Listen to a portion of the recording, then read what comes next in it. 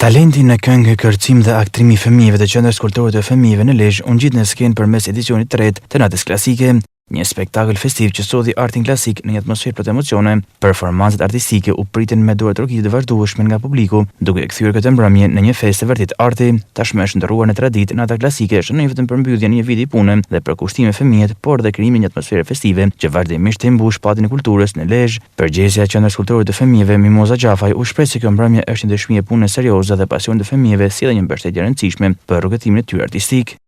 Sot do të dëgjojmë tinguj magjik nga një repertor i përsjellur klasik, botror në këngë, balet dhe në pjesën e aktrimit. Do të ndjekim të interpretuar me dashuri dhe përkushtim nga fëmijët që po jeni në hapa të sigurt në botën e muzikës klasike. Aktiviteti ynë përkon dhe me magjinë e festave të fundvitit me Krishtlindjen dhe vitin e ri, prandaj urojmë edhe gëzuar.